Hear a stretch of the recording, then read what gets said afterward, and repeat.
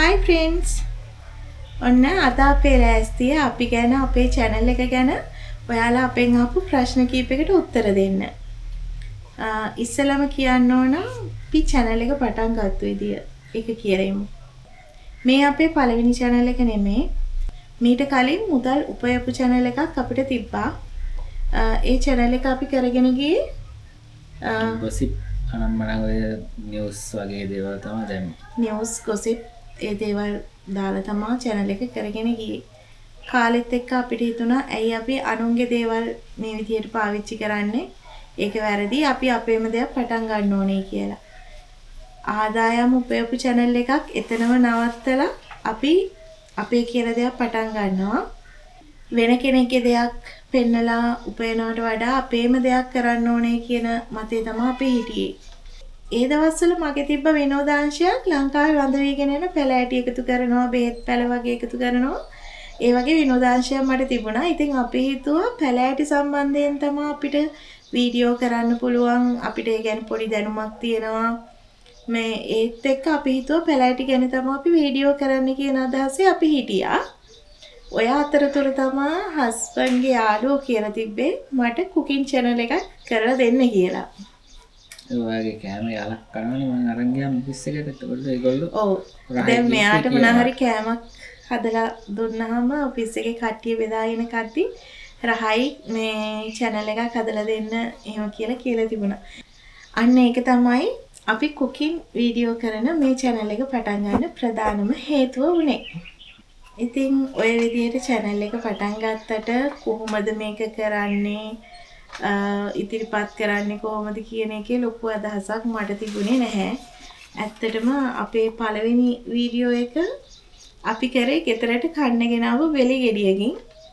මේ කොහොම හරි මේක පටන් ගන්න ඕනේනේ. ඉතින් පොඩි දෙයක් තමයි පාවිච්චි කරේ වීඩියෝ පටන් ගන්න. මේ තියෙන්නේ වීඩියෝ එක.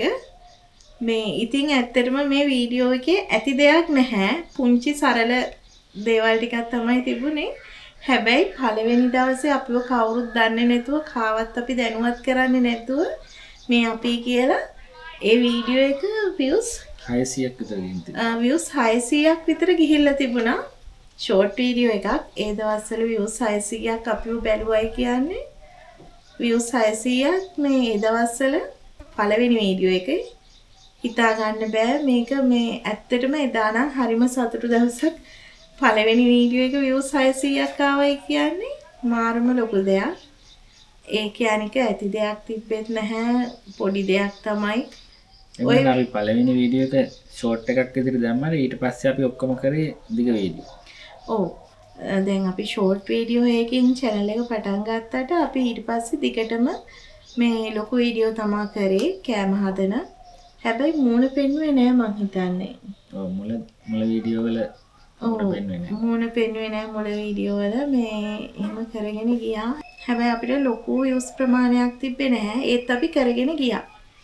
ඉතින් ඔහොම කරගෙන යද්දී YouTube එක ආදායම් උපයන තත්ත්වයට එන්න නම් ටාගට් දෙකක් තියෙනවා කවර් කරන්න. එකක් තමයි subscribersලා 1000 හදාගන්න එක. අනිත් එක තමයි පැය 4000 හදාගන්න එක. subscribersලා 1000 කියන එක මම හිතන්නේ අපිට මහ කාලයක් ගියේ නෑ හදාගන්න. මාස 2-3ක් වගේ ඇතුළත අපි මේ subscribersලා 1000 කියන ටාගට් එක කවර් කළා. ඒත් පැය 4000 කියන එක ලේසි ටාගට් එකක් නෙමෙයි. ඒක අමාරුයි. මේ මොකද අපි ඒ දවස්වල විනාඩි 3-4 වගේ පොඩි වීඩියෝ තමයි කරේ. ඉතින් විනාඩි 3-4 ඒවා කීයක් එකතු වෙන්න ඕනේද පැය 4000 හැදෙන්න? ඒක ලොකු දෙයක්. ඒක සෑහෙන අමාරු දෙයක්. ඒ කියන්නේ ලොකුවට අපි මිනිස්සු දන්නෙත් නෑ. අපි කාටවත් එහෙම කියලා නෑ. අපි අඳුරන කෙනෙක්ටවත් කියන්නේ අපි channel එකක් කරනවා, අපිව subscribe කරන්න කියලා එහෙම කවදාවත් කාටවත් කියලා නැහැ. අපෙන් අහපු කෙනෙක්ට කිව්වොත් මිසක් ඕවේ අපි තමයි කියලා. ගෙදර අයයි හස්බන්ඩ්ගේ ඔෆිස් එකේ යාළුවෝ කීප දෙනෙකුයි ඇරෙන්න ඇත්තටම කාටවත් අපි කියලා නෑ අපිව subscribe කරන්න, වීඩියෝ බලන්න. මේ එහෙම කියලා කාටවත් කියලා තිබෙන්නේ නැහැ. ඉතින් අපිට පැය 4000 හදන එක ලොකු වැඩක් වුණා. හරි අමාරුයි. ඒත් අපි මාස 8ක් ඇතුළත අපිව කවුරුත් දන්නේ නැති ඒ කාලේ අපි මාස 8ක් ඇතුළත අපේ පැය 4000 සම්පූර්ණ කරා. අපිට ඒ වෙනුවෙන් එක වීඩියෝ එකක් උදව් වුණා. මං හැදුවා බිලින් චට්නි එකක්. බිලින් චට්නි එක හිතපුවත් නැති views ආවා. ඉතින් ඒ වීඩියෝ එකෙන් තමයි අපි හුඟක් දුරට පැය 4000 හැදුනේ. ඉතින් ඔන්න YouTube පටන් අරන් මාස 8කට පස්සේ තමයි channel එක ආදායම උපයන තත්ත්වයට ආවේ. ඊට පස්සේ $100 ටාගට් එක. YouTube එකේ මේ $100ක් සම්පූර්ණ වෙන්න ඕන සල්ලි එළියට ගන්න. ඒ දවස්වල $100ක් එකතු වෙනවා කියන්නේ මාර කාලයක් අපිට යනවා. මං හිතන්නේ මාස 9ක් ගියා. මාස 9ක්. පළවෙනි $100 හැදෙන්න අපිට මාස 9ක් ගියා. ඔය මාස 9 ඇතුළත මම channel එක දැන් ඇති. මේක අතාරිමු අපේ පරණ channel එක ආයෙම පටන් ගමු කියපු අවස්ථා වැඩි. මොකද ඇත්තටම gossip කියන ඒවා හරිම ඉක්මනට යනවා. views ප්‍රමාණය හැදෙනවා, ආදායම හැදෙනවා. මේ ඉතින් ඒක ඇත්තටම වාසි. අපේ දෙයක් කියලා මේක පටන් ගත්තට views ප්‍රමාණය අඩුයි, ආදායම අඩුයි.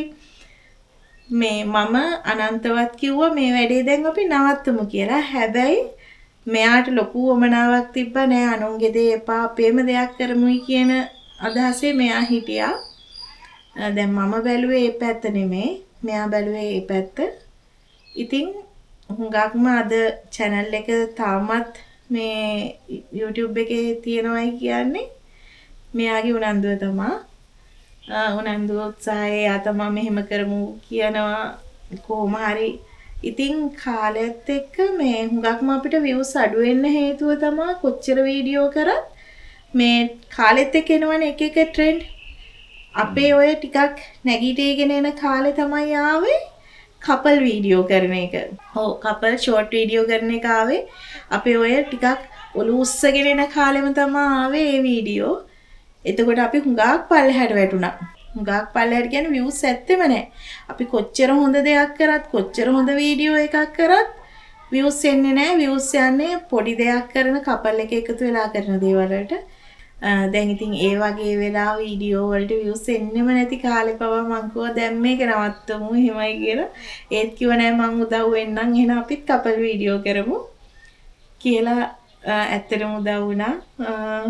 ඉතින් ඊට පස්සේ තමයි views ටිකක් හැදිලා subscribersලා ටිකක් වැඩි වෙලා එකතු වුණේ කපල් වීඩියෝ පටන් ගත්තා. මොකද ඒ කාලේ trend එක උනේ කපල් වීඩියෝ.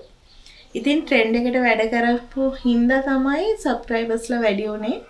ඊට පස්සේ subscribersලා ටිකක් වැඩිපුර එන්න ගත්තා. වීඩියෝ හුඟක් වේගෙන් යන්න ගත්තා.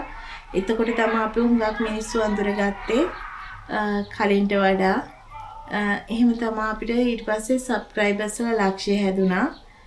play button එක එහෙමත් හම්බුණා. ඔහොම තමයි මේ channel එක ඇදගෙන ආවේ. කොහොමද channel එක පටන් අරගෙන අවුරුදු 1මාරකට වැඩි ගියා ඉස්සෙල්ලාම ආදායමක් හම්බෙන්නේ. ඔව් අපි මේ channel එක පටන් අරන් ඉස්සෙල්ලාම $100 ගන්න අවුරුදු 1මාරක් ගිහින් තියෙනවා කියන්නේ. ওই විදිහට තමයි channel එක පටන් ගත්තේ. හැබැයි අද වෙනකොට අපිට මාසයක් ඇතුළත $100 හෝ ඊට වැඩි ප්‍රමාණය එකතු වෙනවා. ඉතින් ඔන්න ඕක තමයි YouTube එකේ අපේ ආදායම් තත්ත්වය ඇත්ත තත්ත්වය. කවුරුත් කියන්නේ නැහැ ඇත්ත තත්ත්වය. ඔන්න අපි කිව්වා එහෙනම්. මේ ඉතින් තව ඉස්සරහට කාලෙත් එක්ක සමහර විට මේ ආදායම් තත්ත්වය වැඩි වෙන්නත් පුළුවන්. views යන ප්‍රමාණය අඩු වුණොතින් අඩු වෙන්නත් පුළුවන්. YouTube එකේ ආදායම හැදෙන්නේ views ප්‍රමාණයත් එක්ක. අපි දාන වීඩියෝ වලට ඔයාලගේ views ප්‍රමාණය, වීඩියෝ එකකට වැටෙන ad ප්‍රමාණය, ඒ ඔක්කොම බලන රට අනුව පවා ලැබෙන ආදායම් ප්‍රමාණය වෙනස්කම් සිද්ධ වෙනවා. ඉතින් ඔන්න ඔය විදිහට තමයි දෙන්න තියෙන උත්තරේ. මගෙන් කෝල් කරලා කමෙන්ට් කරලා අහුව කීපම දෙනෙක් දැන් කොහමද YouTube එකේ විස්තර කොහමද ඒ ඔක්කොටම උත්තර තමයි අද මේ වීඩියෝ එකෙන් අපි ඔයාලට අරගෙන ආවේ. ඇත්තටම ආදායම් තත්ත්වය කිව්වම ආදායම කියන්නේ සල්ලි විතරක් නෙමෙයි. අපි කාටවත් නොකිය පටන් ගත්ත මේ channel එක නිසා අපිව හුඟක් දෙනෙක් අඳුරනවා. පාරේදී කොහෙදී හරි දැක්කත් කඩේකට ගියත් මේ ඔයාලා නේද අපි ඔයාලගේ වීඩියෝ බලන ලස්සනයි කියලා කමෙන්ට් දෙනවා. මෙහෙම කරන්න කියලා අපිට සහයෝගය දක්වනවා. ඒ හැම දෙෙම මේ YouTube එක නිසා අපිට ලැබුණු හොඳ දේවල්. ඉතින් මෙච්චර කාලයක් අපිට කමෙන්ට් කරපු, ලයික් කරපු, අපේ වීඩියෝ බලපු හැමෝටම ගොඩක් ස්තුතියි. මේ වෙලාව මම අවස්ථාවක් කරගන්නවා තව විශේෂ කණ්ඩායමකට ස්තුති කරන්න. මම මොන වීඩියෝ එක කොහොම කරත් මට බැනලා මොකක් හරි අඩුපාඩුවක් වෙලා කමෙන්ට් කරපු ලොකු පිරිසක් හිටියා. ඇත්තටම දැන් ඒ අය බැන්නේත් අපේ වීඩියෝ සම්පූර්ණයෙන් බලලා අපිට views එකක් දීලා තමයි ඒ අය අපිට බැන්නේ. ඇත්තටම ඒ අයටත් ස්තුතියි. මොකද ඔයාලා එකපාරක් හරි අපේ වීඩියෝ බලලයි අපිට බැන්නේ. අපිව බැලුවට ඔයාලටත් ගොඩක් ස්තුතියි. මොකද ඒ views එකත් අපිට හරිම වටිනවා මේ පාරේ ඉන්න. ඒ හැම දෙයක්ම අපිට උදව් වුණා. ඒක නිසා ඔය හැම දෙනාටම ගොඩක් ස්තුතියි. ආයෙම රස වීඩියෝ එකකින් හෙට හම්බෙමු.